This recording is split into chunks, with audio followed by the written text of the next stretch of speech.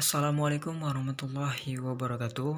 Sebelumnya perkenalkan, nama saya Aryo Rinaldi dengan NPM 1817015140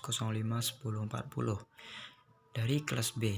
Jadi di sini saya akan mempresentasikan materi dari mata kuliah Pancasila, yaitu tentang Pancasila sebagai sistem filsafat. Pengertian filsafat. Istilah filsafat secara etimologis merupakan padanan kata falsafah Arab dan filosofi Inggris yang berasal dari bahasa Yunani, yaitu filosofia. Kata filosofia merupakan kata majemuk yang tersusun dari kata philos atau philein, yang berarti kekasih, sahabat, mencintai, dan kata sophia yang berarti kebijaksanaan, hikmat, kearifan, pengetahuan. Dengan demikian, filosofia secara harfiah berarti mencintai kebijaksanaan, mencintai hikmat, atau mencintai pengetahuan.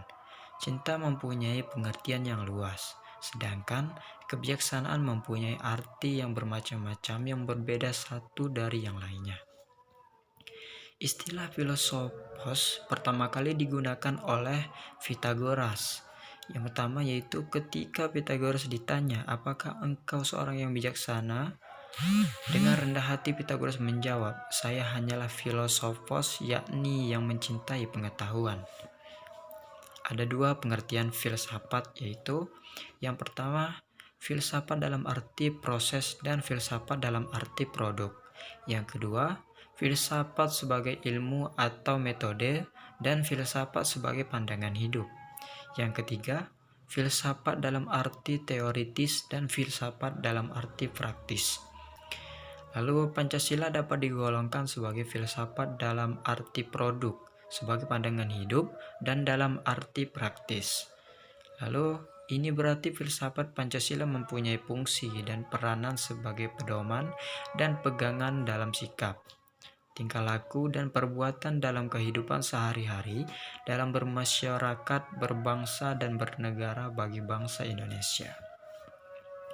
Lalu pengertian filsafat Pancasila.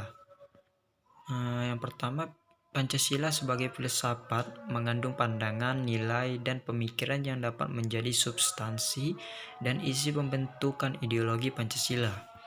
Yang kedua, filsafat Pancasila dapat didefinisikan secara ringkas sebagai refleksi kritis dan rasional tentang Pancasila sebagai dasar negara dan kenyataan budaya bangsa, dengan tujuan untuk mendapatkan pokok-pokok pengertiannya yang mendasar dan menyeluruh.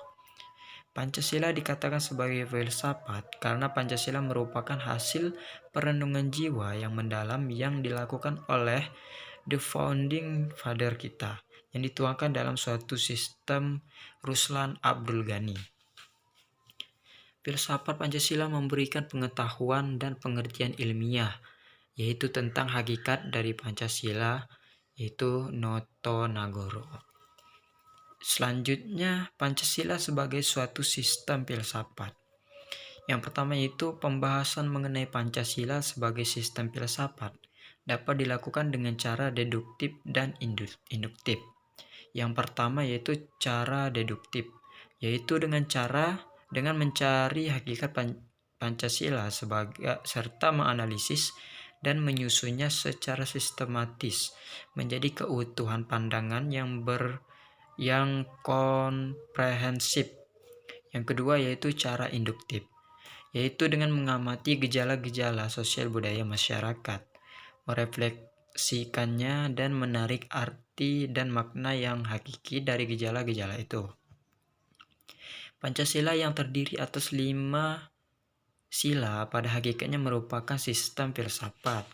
Yang kedua, yang bermaksud sistem adalah suatu kesatuan bagian-bagian yang saling berhubungan, saling bekerja sama untuk tujuan tertentu, dan secara keseluruhan merupakan suatu kesatuan yang utuh. Lalu yang ketiga, sila-sila Pancasila yang merupakan sistem filsafat pada hakikatnya merupakan suatu kesatuan organis. Artinya, antara sila-sila Pancasila itu saling berkaitan, saling berhubungan, bahkan saling berkualifikasi. Pemikiran dasar yang terkandung dalam Pancasila yaitu pemikiran tentang manusia yang berhubungan dengan Tuhan, dengan diri sendiri, dengan sesama, dengan masyarakat bangsa, yang nilai-nilai itu demikian oleh bangsa Indonesia. Dengan demikian, Pancasila sebagai sistem filsafat memiliki ciri khas yang berbeda dengan sistem-sistem filsafat lainnya, seperti materialisme, idealisme, rasionalisme, liberalisme, komunisme, dan sebagainya.